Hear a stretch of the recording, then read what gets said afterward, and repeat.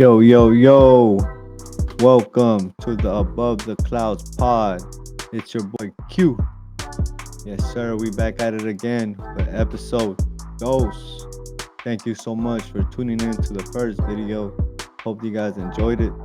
Hope you guys are enjoying your day, your life. I know I'm happy. The Dodgers won. I'm happy and excited for that, but I'm pissed because I had a video while I was watching the Dodger game and it was so good, but something happened. The video is gone. So now we move on.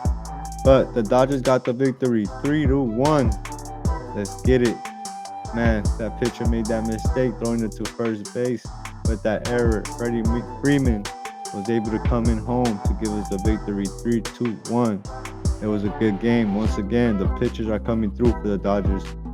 And what can we say? You know, they pay them the big bucks for a reason. Once again, they just got to keep it going. The Blue Jays are hot right now. What are we talking about? They're hitting bombers and bombers. They hit 5 home runs yesterday. That was pretty crazy. 12-2. They beat the Seattle Mariners. Now, can the Blue Jays keep it hot? Make a comeback? Right now they are winning 5-1. Bottom of the fifth. My bad about that. But hey, who knows? Anything can happen in these playoffs. You know, it's been very interesting so far. But go Dodgers. We up. One more win. And we on to back-to-back. We on to that quest for back-to-back. And hopefully we're able to accomplish it. I say we, them, the Dodgers are able to accomplish it and get this back-to-back.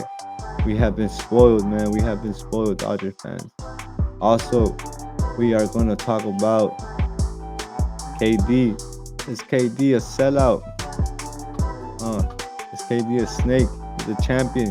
He's one of the greatest of all time to do it. One of the greatest shooter, easy money sniper. But was his road a little tricky?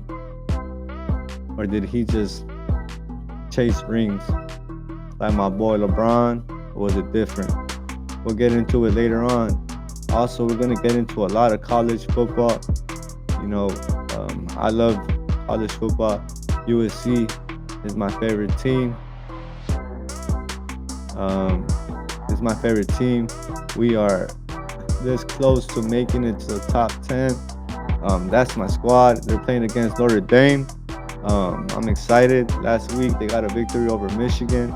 The week before they should have got that W, but it's all right. We're gonna move forward. But there's a lot of great matchups coming to our way. Actually, we're gonna be able to watch a lot of good games this weekend. But hey, let's get back to talking about the Dodgers for a little bit. I'm just gonna say, man, me personally, I'm blessed. Tell you what, they're resting in heaven, and I know that they're watching up above, and they're sending blessings to the Dodgers because we're winning, and they'll be smiling. They're smiling right now, and hopefully we keep on getting these W's. But Glassino, man, he was striking them out left and right. He had a good game plan. He only gave up 1 run, so that was cool. Um, you know, the other closers came out and finished the game for us. Freddie Freeman took advantage of that error that the Brewers made. So we're on to the next one, and hopefully the Dodgers can get this victory. I know that we need Otani to start getting hot because if those Blue Jays keep on playing how they're playing, oh man, we're gonna have to keep up with that bat. That's for sure. So we gotta hope that the Dodgers get this next victory, and then we're on to the World Series. Right now, as I speak, the Blue Jays are winning 5-1 against the Mariners, and it looks like they might take that victory, but they're still got 3 more innings to go. Hey, so earlier today, yeah, video from last time we talked about the Steelers and the Bengals. We're gonna get into that the next video. But right now, the Steelers are not looking so good. It was looking like they were gonna just take advantage of the Bengals, but they are down 20-10. 20-10. Aaron Rodgers has, I think, 2 interceptions. The OG is not playing so good. That's one of my favorite players, but hey, it's not his day. Sometimes these rivalry games, they got you figured out, man. And they don't understand division games. Could either be a blowout or they could be close games. And here we go. Steelers looking like they might take a L, but they still got some time. They're in the third quarter, 7 minutes left. Let's see if they can make a comeback. Hey, trap games are the worst. The Eagles got it last week. The Eagles lost versus the Giants, man. That was embarrassing. But come on, Eagles, you gotta step it up. Eagles gotta get up and get going. But we'll get back to that game. It's still live. But let's keep on moving forward. Let's talk about KD.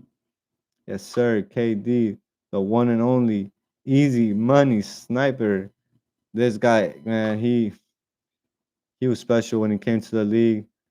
But he's a superstar, one of the greatest shooters to ever do it. But I just can't respect the way he did it. Going to OKC,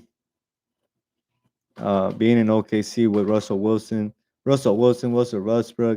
and Russell Westbrook, he put in work. He was there with James Harden as well as Serge Ibaka. They had a squad, and they just didn't win. And they could have won. They could have won if they stuck together. They were up 3-1 versus the Warriors, and I feel like the next year they would have got those couple pieces that they got. They would have been able to level up and even make it to the finals again and probably even win the championship. But to me, in my opinion, I don't know if KD has any more pressure of winning chips. It looks like he's just chasing them now.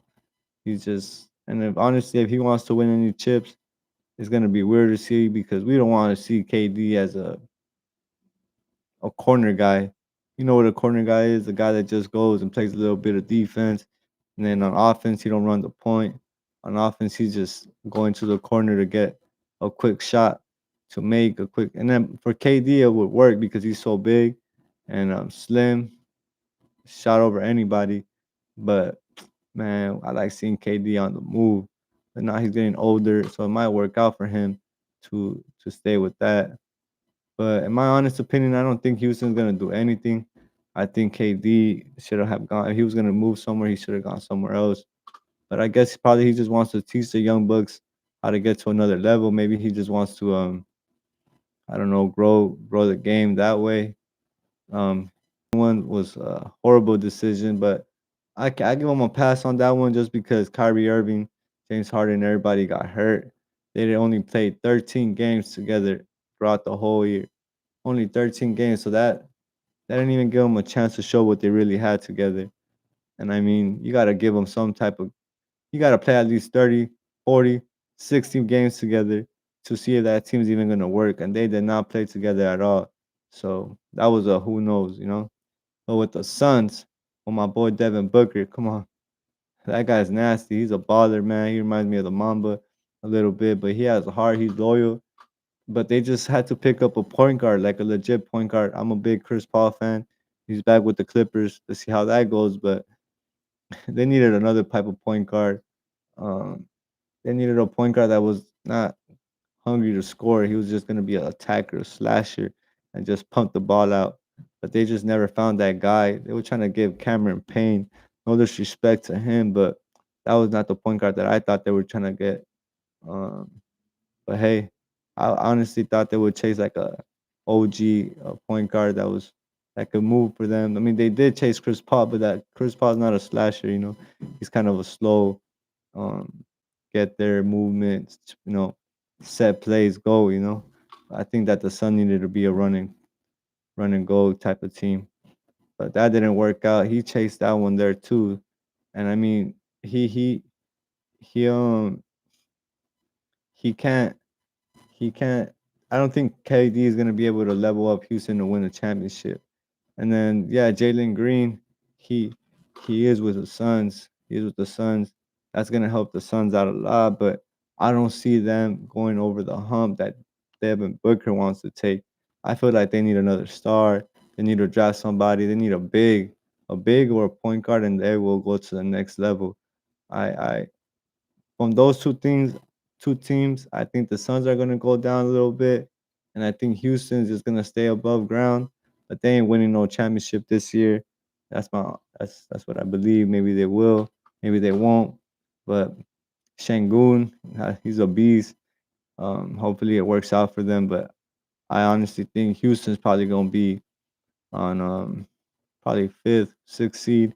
And a quick story about KD, just so y'all won't say that I'm a hater and I'm just being biased. I don't like the move that he did to the Warriors because that was a weak move. Cost LeBron some rings. LeBron would have had a little bit of some more, some of these right here. You know what this is? This Galaxy 2005. Yes, sir. Championship. Yes, sir. Back in the day. Want to go get this at a game, but back to it. Um, Quick story about KD. So back when KD signed with the Warriors, my brother, Groove Line, Anthony, he had some KDs. He had KD gear and all that. Man, as soon as he got traded to traded, he signed to the Warriors. Boom, everything from the house was gone. Those shoes was sold real quick. Fresh gear, everything was gone. To this day, we had no KD gear in this house. KD is the best. He's one of the best players. Top 10, best shooter, one of the best shooters of all time. But in this household, we don't roll with snakes. Oh man, it was that real, man. We really get into these sports. But to this day, we haven't seen no KDs on my brother's um I would just say on his feet, man. No KDs on my brother's. Just Jays and LeBron James. You smell me? But hey, KD, let's see how it works out for him. Is KD gonna keep chasing rings or is he gonna stay solid? He can't stay solid in my opinion no more. But everybody wants to say he did something. LeBron started this, but LeBron had no help in Cleveland. Like LeBron's franchise, Cleveland was not trying to help him. They did not try to sign nobody. They did not try to trade for anybody. So hey, any superstar would have done the same thing if they had no franchise having their back. So OKC was actually trying to help KD and Russell Westbrook build something. And look at that something. Now it's build and they're winning championships. They won a championship last year. But yeah, boy, Shea, who's supposed to be a Clipper, but that's another topic. But yeah, that was something a little quick. The only reason why I brought up that topic with KD is because of Gil's Arenas. A big shout out to them.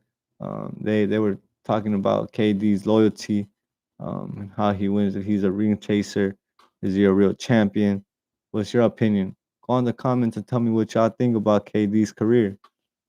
But yeah, look, I want to get into some college football. So I'm a big college football fan. This weekend, starting tomorrow, we are gonna have some great games. The game that I'm looking forward to the most is going to be USC versus Notre Dame. That's gonna be a very good game. We're gonna have a lot of history in that game, a lot of rivalry that happened in that game. Miami is ranked number 2 in the nation, which is crazy because a lot of people were talking smack about the U, but I'm glad the U is back. That brings a lot of noise. A lot of great rivalry games are back. So tomorrow, Louisville versus Miami, number 2 in the country versus a team that's trying to get ranked. Louisville is 4-1. Miami is 5-0. Tomorrow, that should be a good game. But I think Miami got that. That defense is too solid. The only way Louisville wins is if Lamar Jackson goes back and helps them out. And we know Lamar Jackson can't even help out the Ravens right now. So then we got Nebraska versus Minnesota. Nebraska is trying to build something special. They're trying to build something like in Alabama, like the LSU type of squad. They are ranked 25. They cannot afford to lose. Any team that has 2 losses already, they cannot afford to lose no more because you get a third loss, that's an automatic out in the playoffs, and only 8 teams make it. So Nebraska needs this. Nebraska is 5-1. Minnesota is 4-2. I got Nebraska winning by a close margin, but it should be a good game. And then the games on Saturday, there's a lot of games, but the games I'm gonna highlight are the ranked ones. The games that I think are gonna be good and interesting that are gonna affect the playoffs and the top 25. So then we got LSU versus Vanderbilt. LSU is 5-1. Vanderbilt is 5-1 as well. LSU is ranked 10. Vanderbilt is ranked 17. So they cannot afford to lose because any of these teams could get knocked out of the top 25 ranking. And they want to stay in the top 10, top 5. So they got to keep on winning. So whoever wins from this game is going to go to the top 10. Whoever loses from this game is probably going to get out of the top 25. And also, um, the game we should keep a close eye on is Ole Miss versus Georgia. That's going to be a great game. Ole Miss is ranked number 5. Georgia is ranked number 9. Ole Miss is 6-0, and Georgia is 5-1. So that's going to be really good. Like I said about the other game, this one has very big implications on who's going to make it into the playoffs. There's only 8 teams, and Ole Miss is undefeated right now. They're looking solid. Their defense is stopping everything. Their quarterback is very confident. So I'm going to give it to Ole Miss. And let's just get to the main one. Well, let's get to one more before we go to the main one. Tennessee versus Alabama. That's gonna be a 4:30 game. It's gonna be on while I'll be watching my USC Trojans play the Notre Dame.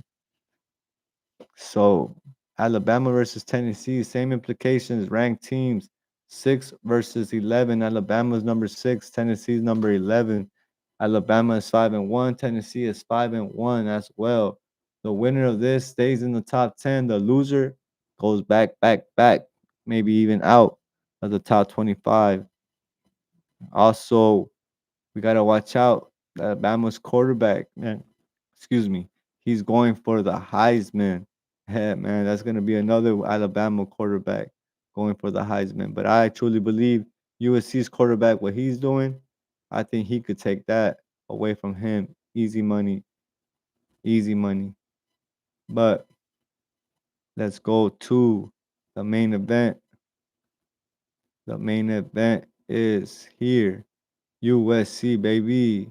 Yes, USC versus Notre Dame. That's a matchup for the books. Whoever wins this game, man, it has a lot of implications for their history. Because if Notre Dame loses this game, they are out. They are officially gonna be out of the playoff hunt. No chance, no chance at all to um make the playoffs.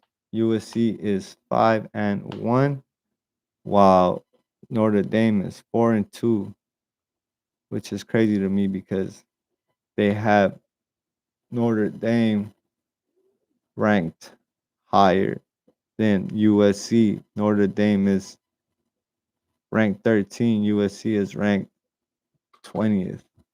But that's gonna change the future because USC and give them a whooping behind whooping belt to what belt to yes sir. It was gonna be fun to watch. USC hopefully gets this W. They have a lot of history. They very good solid teams. USC just got came off of a big victory versus Michigan. That was a close game. The game before that, they lost by 2 points versus Illinois. We saw that finishing of the game, man. You got to be able to time management is very important in these games, and USC failed to do that. Um,